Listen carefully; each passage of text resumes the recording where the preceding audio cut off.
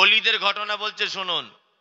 কি বলছে? আমাদের অমুক পীর সাহেব, নাম বলবো না, অমুক পীর সাহেব বসে আছেন মাজারে, ওই হুগলি জেলাতে। কোথায় বুঝে নেন আপনারা? মাজারে বসে আছে। তা বাংলাদেশের একটা লোক এসেছে, তখন ইন্ডিয়া বাংলাদেশ একই। বাংলাদেশের একটা লোক এসেছে, এসে বলছে, পীর সাহেব তা হচ্ছে কি হলো? বলছে, আমার ছেলের গলায় কাঁটা ফুটেছে মাছের, আজকে 1 সপ্তাহ যাবত মাছের কাঁটা বার করা যায় না। ভালো করে বুঝবেন। তখন পীর সাহেব বলছে, তো এক কাজ করো, চোখটা বন্ধ করো। লোকটা চোখটা বন্ধ করে থাকলো। তা বলছে, এবার বাড়িতে ফোন করে দেখো তো কাঁটা আছে কিনা। ভালো করে বুঝবেন, তখন তো ফোনের জামানা নেই। বুঝছে, হুজুর কি করে ফোন করব? তার মানে ওরা আরো হেঁটে হেঁটে যেতে লাগবে 1 সপ্তাহ। কেমন চিটার দেখুন। তা বলছে, হ্যাঁ কাঁটা বার হয়ে গেছে, এখান থেকে হাত দিয়ে বার করে দিয়েছি আমি। ও এইখানে হুগলি জেলায় বসে বাংলাদেশে হাত দিয়ে নাকি কাঁটা বার করে দিয়েছে। আর এইটা বক্তা ওয়াজ করছে যে আমার দাদুর এই এই কেরামতি ছিল। এসব ওয়াজ হয় না। ইমাম আবু হানিফা খুব ভালো মানুষ ছিলেন, খুব জ্ঞানী মানুষ। কি বললাম বুঝলেন? খুব জ্ঞানী মানুষ ছিলেন ইমাম আবু হানিফা রাহিমাহুল্লাহ। আল্লাহ ওনার উপরে শান্তি বর্ষণ করুক, আমিন। ওনার ব্যাপারে এত মিথ্যা কথা বলা হয়। বলা হচ্ছে যে ইমাম আবু হানিফা যখন তারাবি পড়াতেন, বলছে প্রত্যেকে রেকাতে একবার করে কোরআন খতম করতেন। আচ্ছা, এটা কি সম্ভব? উনি মানুষ ছিলেন না ভূত ছিলেন? অবাক লাগে না?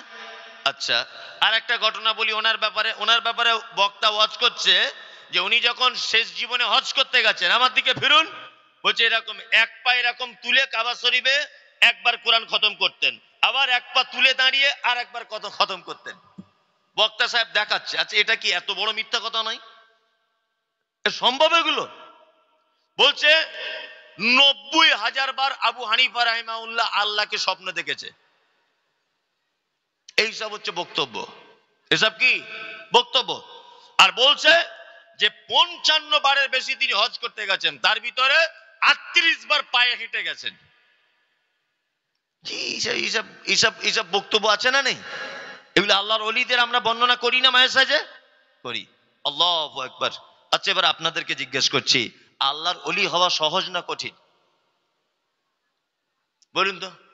হ্যাঁ, একদম জলের মতো।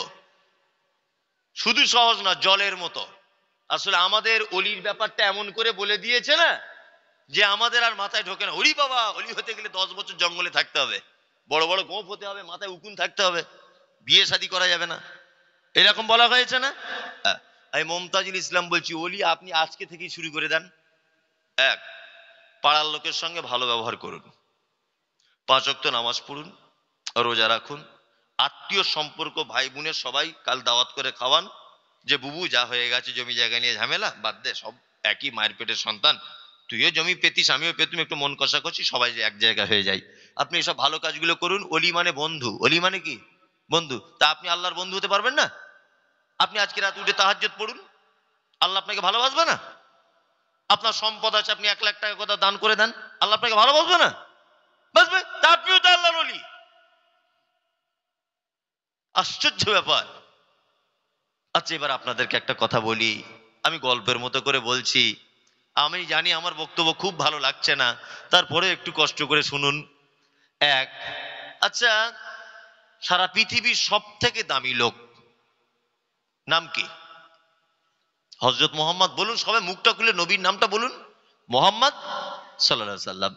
আচ্ছা, সাল্লাল্লাহু আলাইহি সাল্লাম যেটা বললাম, এর বাংলা মানেটা কি?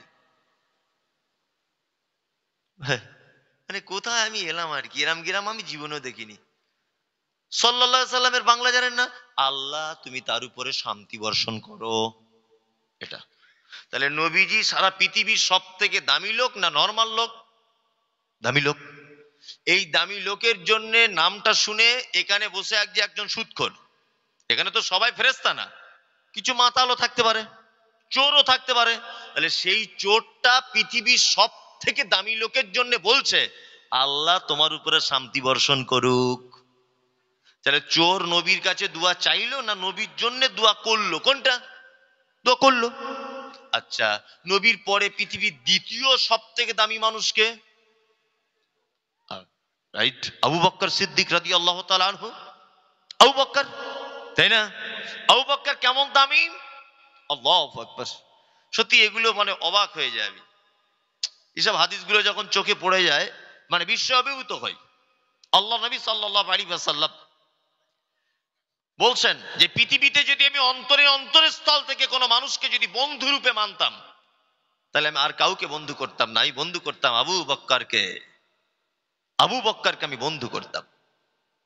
আল্লাহু আকবার। আবু বক্কর দ্বিতীয় মানুষ, নাম শুনলে কি বলি, রাদিয়াল্লাহু তাআলা আনহু, বাংলা মানে আল্লাহ তুমি তার উপর খুশি হও, তুমি তার উপর রাজি হও, তাই তো? তাহলে আবু বক্করের জন্য দোয়া করলাম না তার কাছে দোয়া চাইলাম? দোয়া করলাম। ওমর একই, উসমান একই, আলী একই, আবু হুরায়রা একই, আব্দুর রহমান ইবনে আউফ একই, সাদ ইবনে আবি ওয়াক্কাস একই, আবু তালহা একই, মুসাব বিন উমাইর একই। সব সাহাবীদের নাম শুনলে আমরা বলি না রাদিয়াল্লাহু তাআলা আনহু? বলি। তার মানে আমাদের মতো গুনাহগার, আমাদের মতো পাপী, আমাদের মতো মাতাল সুদখোর দোয়া করছে কাদের জন্যে? মুহাম্মদ সাল্লাল্লাহু আলাইহি ওয়াসাল্লাম এবং ওনার আশ্চর্য আশ্চর্য সাহাবীদের জন্য, তাই না? এবার আপনাকে আর একটা কথা বলছি। এক, আমাদের পশ্চিম বাংলায় যত আল্লাহর ওলি আছে বা ছিল, সব আল্লাহর ওলিদের ঈমানগুলোকে একটা পাল্লায় তোলা হলো, বুঝবেন। আর একটা পাল্লাতে হযরত আবু বক্করের ঈমানটা চাপানো হলো। বলুন তো বুজুর্গিতে কার ঈমানটা ভারী হবে? আবু বক্কর। আপনার তো বুদ্ধি বেশ ভালো, চমৎকার বুদ্ধি। এবার আর একটা কথা বলি, আমাদের যত পীর ওলি আউলিয়া, বড় পীর, মেজ পীর, ছোট পীর, লম্বা বেটে ন্যাংটো কাপড়ওয়ালা, সব যত পীর আছে সব পীরগুলোকে এই জায়গাটায় চাপালাম। আবু বক্কর, ওমর, উসমান, আলী, আব্দুর রহমান ইবনে আউফ, আবু হুরায়রা, যত সাহাবী সব সাহাবীদেরকে পীর সাহেবদের সাথেই চাপালাম। এইবার আমি চাপালাম এদিকে মুহাম্মদ সাল্লাল্লাহু আলাইহি ওয়াসাল্লামকে। বলুন ইমামদারিতে বুজুর্গিতে কার পাল্লা ভারী হবে? মুহাম্মদ, জোরে বলুন সাল্লাল্লাহু আলাইহি ওয়াসাল্লাম। এইবার আপনারা তো এতক্ষণ পরে বললেন যে তার মানে সব পীর ওলি আউলিয়াদের থেকে আবু বক্করের ঈমান বেশি হবে। তাহলে এবার আপনারা বিচারটা করুন, ওলি আউলিয়া আমরা পীর ফকির যাদের বলি আমাদের দেশে থাকে, এদের মাজারে গিয়ে দোয়া চাওয়া জায়েজ না না জায়েজ? আপনি ফতোয়া দেন। হারাম। এদের কবরে যদি চাওয়া জায়েজ হতো, তাহলে আবু বক্করের কবর আছে মদিনাতে, সেখানে চাওয়া জায়েজ হতো। আবু বক্করের জন্য আমরা দোয়া করি, আর এ কোথায় 4 নম্বর কোয়ালিটির পীর। পীর কিনা ঘোড়ার ডিম তার ঠিকই নাই, তাই না? পীর কিনা তার কোনো ঠিকই নাই, তার কবর আমরা ছেলে চাইতে যাচ্ছি। হ্যাঁ, আশ্চর্য ব্যাপার, আশ্চর্য ব্যাপার। এগুলো অবাক হয়।